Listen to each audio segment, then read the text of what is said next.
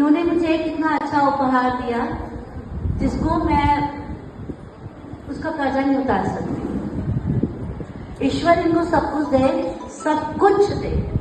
और एक औरत के लिए सबसे बड़ा वरदान होता है उसका सुहागन। ये दर्द मुझसे ज्यादा कोई नहीं समझ सकता। इस हंसते चेहरे के पीछे बहुत ज्यादा तकलीफें भी छुपी हुई हैं, संघर्ष भी छुपा हुआ है। पर ये मेरे माता पिता हैं। जिंदगी में अगर मुझे किसी से सच्चा प्यार मिला है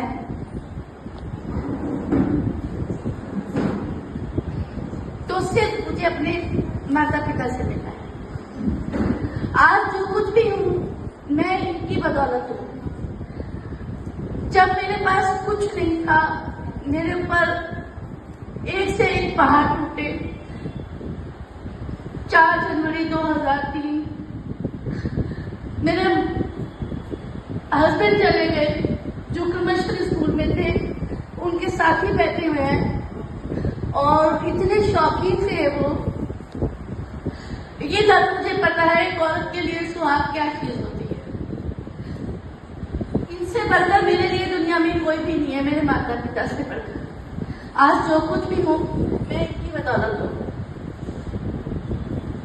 कितनी तूफान मैंने झेले, कितनी परेशानियां मैंने झेली, और एक ही मेरी नौकरी। जब ये चले गए तो मैं बिल्कुल अकेली खड़ी थी। हाँ, मेरे घर के लोगों ने मुझे बहुत सपोर्ट करा, मेंटली बहुत सपोर्ट करा। पर ये सर्विस ही एक ऐसी थी जिससे मैंने अपने बच्चों को गरिमा के साथ पाला और अपने पिता की इनको कभी महसूस कमी नहीं होने दी। ये शायद ये खुद ही बताएंगे। इस हंसते मुस्कुराते चेहरे के पीछे बहुत संघर्ष छुपा हुआ है, पर मुस्कुराहट मेरी पहचान है। मैं हमेशा हंसती ही रहती हूँ। और इस नौकरी ने मुझे एक ऐसा मुकाम दिया। दुनिया ने बहुत कुछ मुझसे छीना, पर इस नौकरी ने मुझे बहुत कुछ दिया, बहुत कुछ दिया। तो मेरे माता पिता और इसके बाद मेरी नौकरी का कोई सब्स्टिट्यूट नहीं है। और इसके बाद मेरी जो प्रधानाचार्य जी ने जाते हुए मुझे जो गिफ्ट दिया, तो मैं इनको एक ही उपहार दूंगी कि ईश्वर इनका सुहाग बना रहे, ये हमेशा सुहागन रहे। मैं इनसे बड़ी हूँ, ठीक है, ये एक्चुअल्स है, पर एक दिल की दुआ है कि ईश्वर इनको सब कुछ दे। और एक छोटी सी परफॉर्मेंस दूंगी। इसीलिए मैं ये कहती हूँ लड़कियों का अपने पैरों पे खड़ा होना बहुत जरूरी है, बहुत जरूरी होता है। जब हम कहीं कोई हमारे पास नहीं होता तो हमारे सर्विस और हमारी नौकरी होती है जो हमें सपोर्ट करती है। ऐसे माता पिता भगवान, आपको मेरी शक्ल पिताजी से मिलती हुई दिख भी रही होगी। ऐसे माता पिता भगवान मुझे हर जन्म में दें, हर जन्म में ऐसे पेरेंट्स दें जिन्होंने मुझे इस काबिल बनाया, और उस परमात्मा का रहम है। और अंत में मैं अपनी प्रधानाचार्य जी का शुक्रिया अदा करती हूँ जिन्होंने मुझे मेरा हक दिया। बहुत दिल से मैं बार बार इनको दुआ दे रही हूँ कि परमात्मा इनको सब कुछ दे।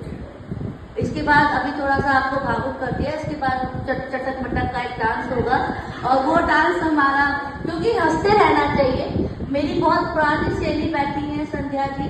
जब मैं नौकरी में नहीं गई थी, ये मेरे पिताजी को इन्होंने बहुत अच्छे से देखा है। तो ये 34-35 साल की हमारी दोस्ती है। ये स्कूल भी मेरा बहुत पुराना है। देवर के रूप में संजय जी बैठे हैं, नृत्य के रूप में मेरी बहन बैठी है। तो ये लोग ऐसा है कि पारिवारिक है। इन लोगों को देख के मुझे अपने पति की याद आ जाती है, जिनके नाम में मैंने अपना सारा जीवन काटा है। और आप माने या ना माने, वो फिजिकली नहीं है, पर जैसी कोई मुझ पे मुसीबत आती है वो पता नहीं कहाँ हवा में उड़ जाती है, मैं नहीं जानती। तो इन सब बड़ों का आशीर्वाद पाने के लिए दिल और आत्मा का शुद्ध होना बहुत जरूरी है, बहुत जरूरी है। नहीं तो परमात्मा पता नहीं किस रूप में आते हैं, परमात्मा इंसान के रूप में आते हैं। कोई काम ऐसा नहीं है जो ईश्वर ने मेरा रोका।